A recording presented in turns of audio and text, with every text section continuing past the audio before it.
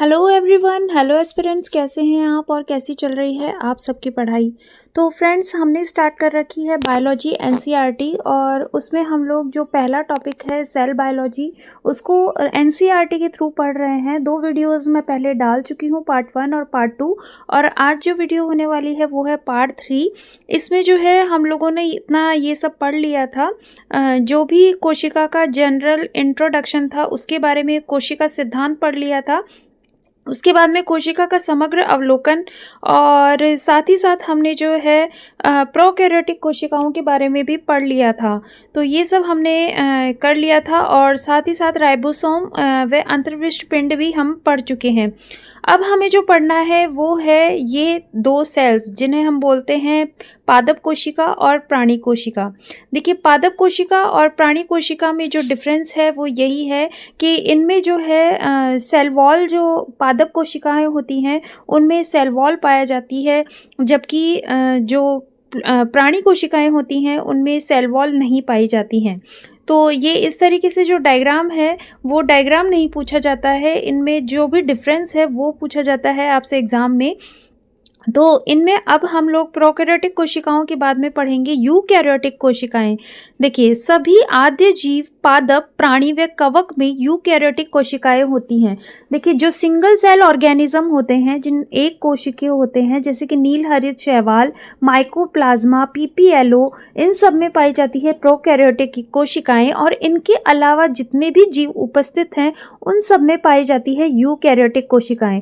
Eukaryotic कोशिकाएं जो होती हैं, इसका मतलब ये होता है कि जैसे प्रोकैरियोटिक कोशिकाओं में मैंने आपको बताया था कि एक सेल होता है, उस सेल में नाभिक होता है। इस नाभिक में जो नाभिकीय झिल्ली जो होती है वो अर्ध विकसित होती है, तो वो प्रोकैरियोटिक कहलाती है। और जब ये पूर्णतः विकसित होती है तो यूकैरियोटिक कहलाती है। और यूकैरियोटिक कोशिकाओं में सभी प्रकार के कोशिकांग उपस्थित होते हैं, यानी यहाँ पर ऑर्गेनल्स जो होते हैं वो सभी प्रकार के उपस्थित होते हैं, साथ ही सुविकसित होते हैं। तो हम ये कह सकते हैं कि यूकैरियोटिक कोशिकाएं जो होती हैं वो वेल डेवलप्ड कोशिकाएं होती हैं। और ह्यूमन के अंदर भी यूकैरियोटिक कोशिकाएं ही पाई जाती हैं। यूकैरियोटिक कोशिकाओं में झिल्लीदार अंगकों की उपस्थिति के कारण कोशिका द्रव्य विस्तृत कक्ष युक्त प्रतीत होता है। यूकैरियोटिक कोशिकाओं में झिल्ली में एक केंद्रक आवरण युक्त व्यवस्थित केंद्रक मिलता है। जैसे कि मैंने आपको बताया कि इसमें जो झिल्ली युक्त केंद्रक होता है, न्यूक्लियस जो होता है, वो मेम्ब्रेन से घिरा हुआ रहता है। साथ ही साथ जो सेल है वो भी फुली डेवलप्ड होती है, मेम्ब्रेन्ड होती है इसके चारों तरफ, ताकि वो एक रूप लिए हुए विद्यमान रहती है। इसके अतिरिक्त यूकैरियोटिक कोशिकाओं में विभिन्न प्रकार के जटिल गतिकीय व कोशिकीय कंकाल जैसी संरचना मिलती है। इनमें अनुवांशिक पदार्थ गुणसूत्रों के रूप में व्यवस्थित रहते हैं। देखिए, जो कोशिका होती है उस कोशिका में सारे कोशिकांग उपस्थित होते हैं, जैसे कि माइटोकॉन्ड्रिया उपस्थित होता है, जैसे कि साइटोप्लाज्म उपस्थित होता है, जैसा कि आपका एंडोप्लाज्मिक रेटिकुलम उपस्थित होता है, जैसे कि राइबोसोम उपस्थित होंगे। और क्लोरोप्लास्ट जो पादप कोशिकाएं होती हैं उनमें क्लोरोप्लास्ट उपस्थित होता है, जो कि वर्णक के लिए, कलर के लिए रिस्पॉन्सिबल होता है। तो माइटोकॉन्ड्रिया, न्यूक्लियस और क्लोरोप्लास्ट, इन तीनों में अपना अपना गुणसूत्र यानी डीएनए पाया जाता है।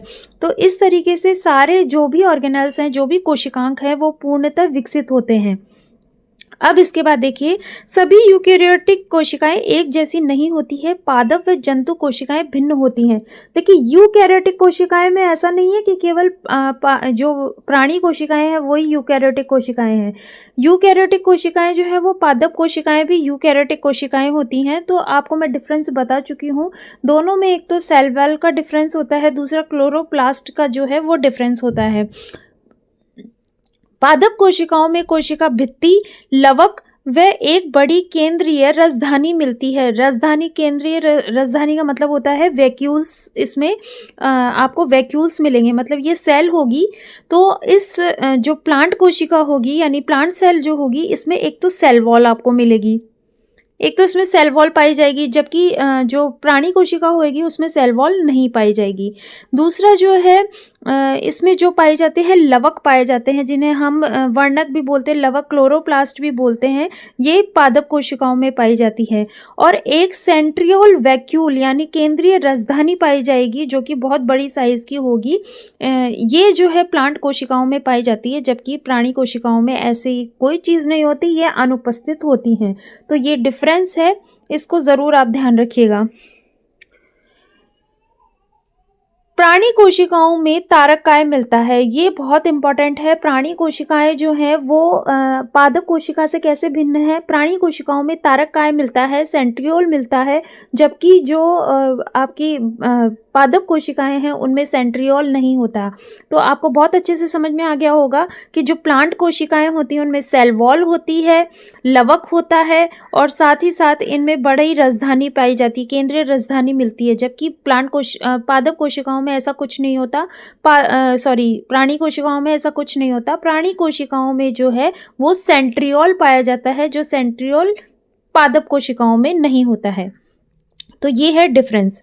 उसके बाद लगभग सभी पादप कोशिकाओं में अनुपस्थित होता है।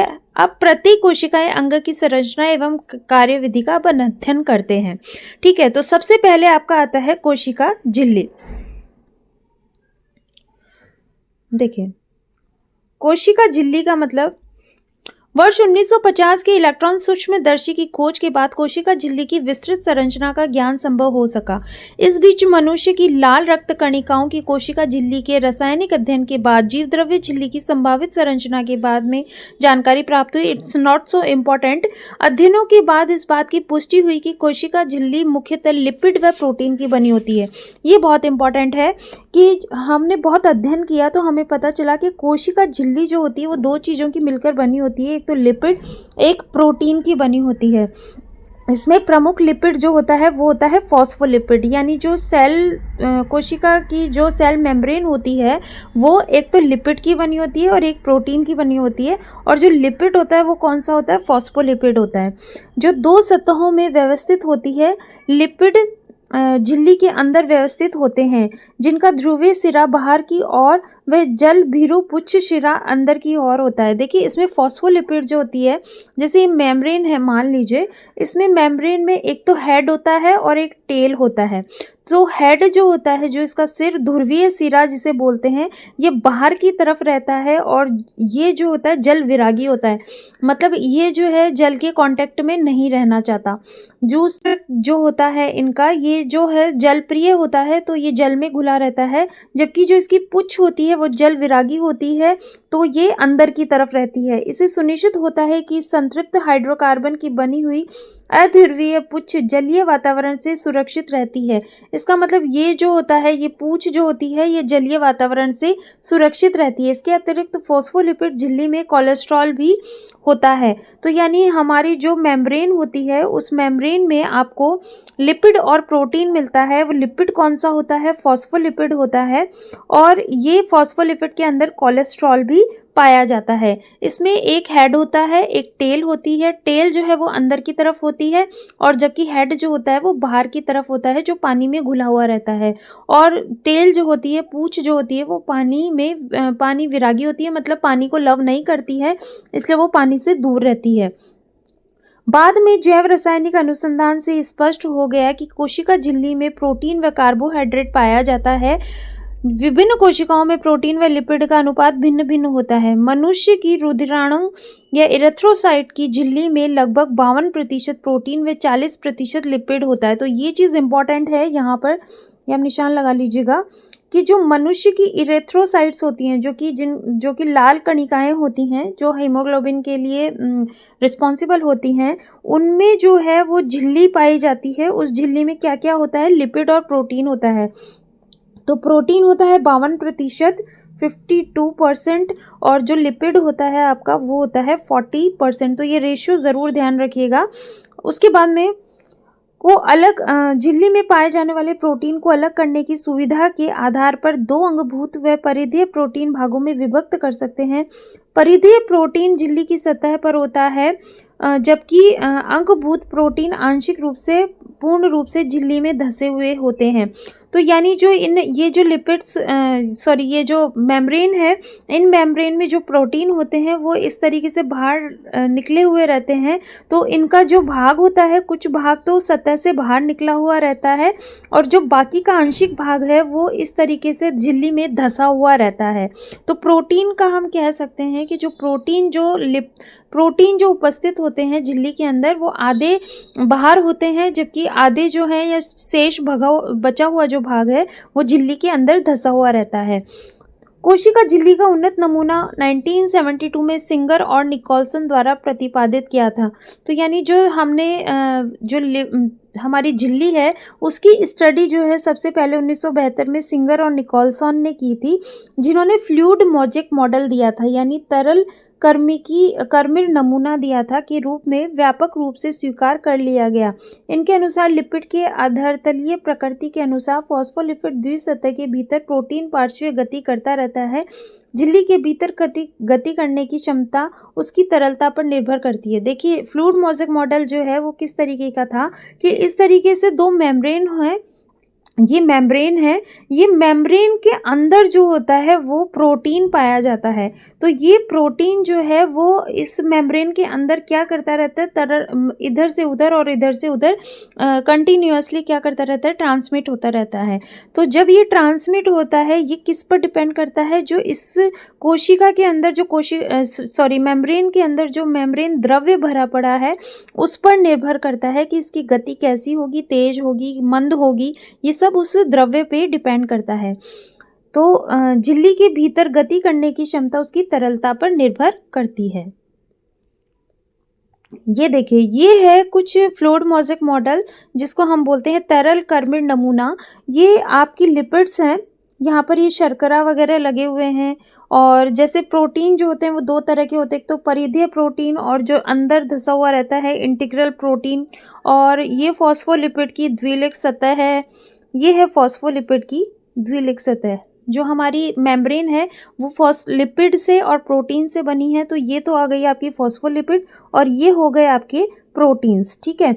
अब जो हमारा जो फॉस्फोलिपिड है उसमें ये जो प्रोटीन्स हैं ये क्या करते रहते हैं, एक जगह से दूसरी जगह पर ट्रांसफ़र करते रहते हैं।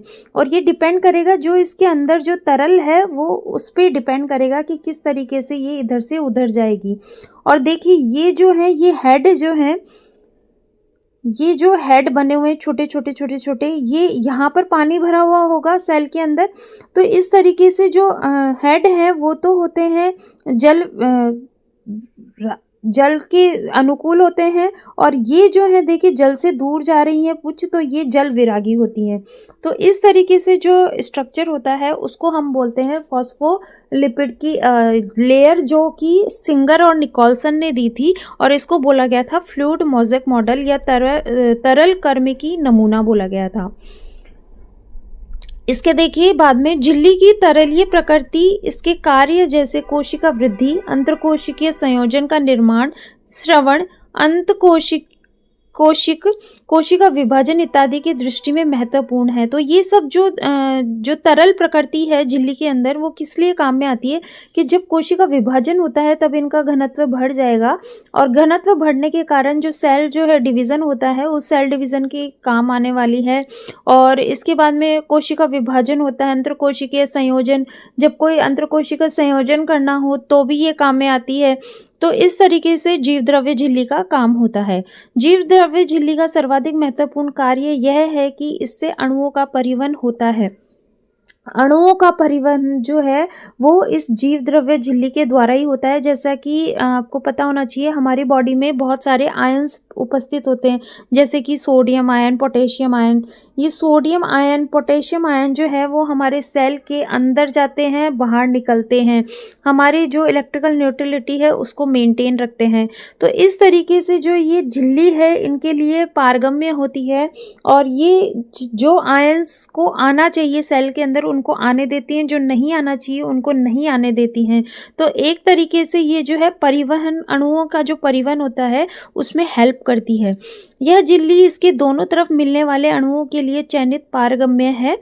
कुछ अणु बिना ऊर्जा की आवश्यकता के इस झिल्ली से होकर आते हैं, जिन्हें निष्क्रिय परिवहन कहते हैं। देखिए, जब हमें कोई भारी ऊर्जा नहीं लगानी पड़ती, जब कोई भी आयन जो है अपने इस सेल से सेल मेम्ब्रेन के थ्रू आ जा सकती है, तो उसे हम बोलते हैं निष्क्रिय परिवहन। उदासीन विलेय सांद्र प्रवणता के अनुसार जैसे उच्च सांद्रता से निम्न सांद्रता की और साधारण विसरण द्वारा इस झिल्ली से होकर जाते हैं, जल भी इस झिल्ली से उच्च सांद्रता से निम्न सांद्रता की ओर गति करता है। विसरण द्वारा जल के प्रवाह को परासरण कहते हैं। परासरण यानी ऑस्मोसिस। देखिए, जैसे कि हमारी बॉडी है, हमारी बॉडी के अंदर बहुत सारे सेल उपस्थित हैं, ठीक है। अब यहाँ पर भी लिक्विड फॉर्म भरा पड़ा है। अब यहाँ पर जो आयंस हैं वो हाई कंसंट्रेशन यानी बहुत ज़्यादा कंसंट्रेशन से किसकी तरफ जाएंगे, लो कंसंट्रेशन की तरफ जाएंगे। इसी तरीके से जो हाई कंसंट्रेशन से लो कंसंट्रेशन की तरफ पारगम्य होती है, तो उन्हें क्या बोला जाता है, परासरण बोला जाता है। चूंकि ध्रुवीय अणु जो अध्रुवीय लिपिड द्विसतह से होकर नहीं जा सकते, उनकी झिल्ली से होकर परिवहन के लिए झिल्ली की वाहक प्रोटीन की आवश्यकता होती है। जो देखिए ध्रुवीय अणु है, तो अध्रुवीय लिपिड द्विसतह से होकर, जो ध्रुवीय अणु है वो फॉस्फोलिपिड कैसी है, अध्रुवीय है, तो वहाँ से नहीं जा सकते, तो उनके लिए जो परिवहन का रास्ता है वो प्रोटीन निश्चित करता है। जहाँ पर प्रोटीन धसे हुए होते हैं वहाँ से होकर, देखिए हमने जो पढ़ी थी फॉस्फोलिपिड की लेयर, वो कुछ इस तरीके की थी। इसमें जो है यहाँ पर इस तरीके से ये प्रोटीन थे। तो जिन से यहाँ से जो आयंस ट्रांसफर नहीं हो सकते, वो इस रास्ते से ट्रांसफर होते हैं। तो ये प्रोटीन जो है ये भी परिवहन का काम करता है। इसके बाद कुछ आयनीय अणुओं का झिल्ली से होकर परिवहन उनकी सांद्रता प्रवणता के विपरीत जैसे निम्न से उच्च सांद्रता की ओर होता है। इस प्रकार के परिवहन हेतु ऊर्जा आधारित प्रक्रिया होती है, जिसमें एटीपी का उपयोग होता है, जिसे सक्रिय परिवहन कहते हैं, एक्टिव ट्रांसपोर्ट बोलते हैं। देखिए, हमेशा जो है वो परिवहन कैसे होगा, higher concentration to lower concentration की तरफ। तो हायर कंसंट्रेशन से लोअर कंसंट्रेशन की तरफ होता है, तब तो उसे परासरण बोला जाता है। लेकिन जब लो कंसंट्रेशन से हाई कंसंट्रेशन की तरफ हो, तो हमें एक्स्ट्रा ऊर्जा की आवश्यकता होती है, जिसे हम एटीपी द्वारा जनरेट करते हैं, और ये जो है ये कहलाता है आपका सक्रिय परिवहन। जब हम कोई चीज़ कम से ज़्यादा की तरफ भेज रहे हैं, तो हमें क्या लगाना पड़ेगा, धक्का लगाना पड़ेगा। वो धक्का जो है वो एटीपी एनर्जी जनरेट करता है, और उसे हम कहते हैं सक्रिय परिवहन, ठीक है। यह एक पंप के रूप में कार्य करता है, जैसे सोडियम पंप और पोटेशियम पंप। सोडियम पंप और पोटेशियम पंप जो है वो लो कंसंट्रेशन से हायर कंसंट्रेशन की तरफ जाते हैं। अब नेक्स्ट आपकी आती है कोशिका भित्ति।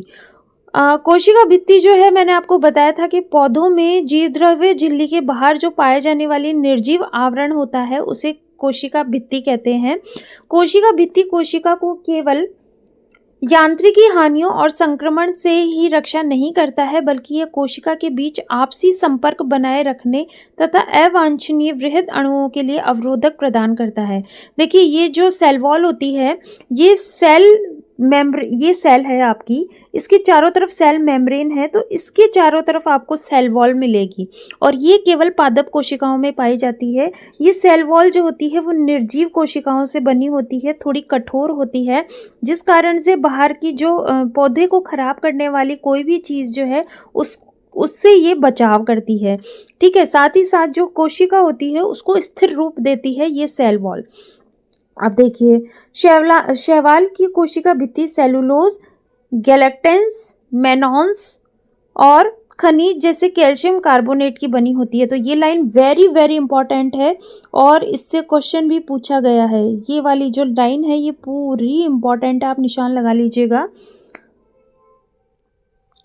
कि शैवाल की कोशिका भित्ति सेलुलोज, गैलेक्टेंस, मेनॉन्स व खनिज जैसे कैल्शियम कार्बोनेट की बनी होती है, जबकि दूसरे पौधों में यह सेलुलोज, हेमीसेलुलोज, पैक्टिन व प्रोटीन की बनी होती है। ये पूरी लाइन जो है मोस्ट इम्पॉर्टेंट है कि शैवाल की कोशिका भित्ति किससे बनी है, सेलुलोज, गैलेक्टेंस, मेनॉन्स व खनिज जैसे कैल्शियम कार्बोनेट द्वारा, और जो पौधे हैं उनकी जो अदर जो पौधे हैं उनकी किसके द्वारा बनी है, सेलुलोज, हेमिसेलुलोज, पेक्टिन व प्रोटीन के द्वारा बनी है।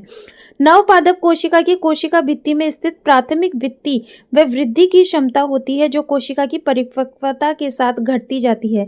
जब कोई नई कोशिका बन रही होती है, नया पादप होता है, तो नया पादप में जो प्राथमिक भित्ति होती है, देखिए ये प्राथमिक भित्ति है, कोई नया पौधा अगर बन रहा है तो उसकी जो वृद्धि करने की टेंडेंसी होती है, क्षमता जो होती है वो बहुत ज़्यादा होती है। लेकिन जैसे जैसे पौधा बड़ा होता चला जाएगा, इस प्राथमिक भित्ति की जो विभाजन की क्षमता है वो कम होती चली जाएगी, परिपक्वता जो है वो घट जाएगी। इसके साथ कोशिका के भीतर की तरफ द्वितीय भित्ति का निर्माण होता है, यानी पहली प्राथमिक भित्ति, फिर द्वितीयक भित्ति, फिर तृतीयक भित्ति। तो ये जो प्राथमिक भित्ति है ये नए पौधों में बहुत जल्दी विभाजित होती है, और जैसे जैसे पौधा बड़ा हो जाएगा तो इसकी जो वृद्धि की क्षमता है वो क्या हो जाएगी, कम हो जाएगी। दूसरी होती है मध्य पटलिका, जिसको दूसरी भित्ति भी बोलते हैं हम। मुख्यतः ये किसकी बनी होती है, कैल्शियम पैक्टेट की बनी होती है। आसपास की विभिन्न कोशिकाओं को आपस में चिपकाए व पकड़े रहती है। कोशिका भित्ति एवं मध्य पटलिका में जीव तंतु प्लाज्मोडेस्माटा आड़े तिरछे रूप में स्थित रहते हैं जो आसपास कोशिका द्रव्य में जोड़े रखते हैं। तो ये जो मध्य पटलिका होती है ये हमारी बाहरी सतह है और अंदरूनी सतह है, दोनों के बीच में एक सैंडविच के रूप में कार्य करती है, और इसके अंदर प्लाज्मोडेस्माटा पाए जाते हैं जो दोनों भित्तियों को बहुत अच्छे से जकड़े हुए रहते हैं। ठीक है, इसके बाद में आता है आपका अंतःझिल्लिका तंत्र। अब अंतःझिल्लिका तंत्र क्या है, देखिए झिल्लीदार अंग कार्य व संरचना के आधार पर एक दूसरे से काफ़ी अलग होते हैं। इनमें बहुत से ऐसे होते हैं जिनके कार्य एक दूसरे से जुड़े रहते हैं, उन्हें अंतःझिल्लिका तंत्र के अंतर्गत रखते हैं। यानी अंतःझिल्लिका तंत्र, झिल्ली के अंदर कौन कौन से तंत्र पाए जाते हैं उन्हें अंतःझिल्लिका तंत्र कहते हैं। जैसे कि अंतर्द्रवी जालिका, गोल्जिकाएँ, लयनकाय व रसधानी अंग आदि, सूत्रकर्णिकाएँ, हरित लवक, परऑक्सीसोम, इन सब के कार्य उपरोक्त अंगों से संबंधित नहीं होते, इसलिए इन्हें अंतःझिल्लिका तंत्र के अंतर्गत नहीं रखते हैं। तो अब हम जो है नेक्स्ट ये जो सेल ऑर्गेनल्स हैं इनके बारे में पढ़ेंगे। तो ये है अंतर्द्रवी जालिका, गोल्जी उपकरण, और आपका लयनकाय, रसधानी, और सूत्रकणिकाएँ, माइटोकॉन्ड्रिया, लवक, प्लास्टिड, आपका साइटोस्केलेटन, सीलिया और फ्लैजिला, तारकाय, केंद्रक। उसके बाद आपका आता है सूक्ष्मकाय, और ये आपका चैप्टर कंप्लीट। तो अब हम जो नेक्स्ट वीडियो है उसमें आपके सारे सेल ऑर्गेनल्स की स्टडी कर लेंगे। तो आपका जो फर्स्ट चैप्टर है सेल वाला वो आपका 3 वीडियो में जो है वो कंप्लीट हो जाएगा, और फिर उसके बाद में पार्ट 1, पार्ट 2, पार्ट 3 हो जाएगा। फिर हम इसके क्वेश्चन आंसर करेंगे, फिर हम शॉर्ट नोट्स जो है वो स्टार्ट करेंगे, मतलब नोट्स PDF से स्टार्ट करेंगे। वो आप लोग मुझे बताइए कि हम पहले नोट्स PDF पढ़ें या फिर हम दूसरा चैप्टर जो है वो इसी तरीके से NCERT का स्टार्ट कर दें। तो ये चीज़ें आप मुझे कमेंट बॉक्स में ज़रूर बताइएगा। आपको समझ में आ रहा है वो बताइएगा क्या। देखिए कुछ चीज़ जो होती हैं वो हमें पेशेंस करके रखनी पड़ती हैं, लेकिन अगर हम उनको धीरे धीरे करते हैं तो उनका बड़ा रूप जो होता है वो हमें चमत्कारी परिवर्तन लाके देता है। तो ये जो मेरी शुरुआत है ये हो सकता है आपको वेस्ट ऑफ द टाइम लग रहा होगा, लेकिन ये ज़रूर चमत्कारी परिवर्तन लेके आएगा हमारे जीवन में। तो निरंतर इसको देखते रहें और वीडियो को बार बार देखें ताकि आपको NCERT की लाइन टू लाइन खुद पे खुद लर्न हो जाएगी, तो आपको शायद नोट्स बनाने की भी ज़रूरत नहीं पड़ेगी। तो इसलिए वीडियो को बार बार देखिए और ज़रूरतमंद को शेयर ज़रूर करें। Have a nice day.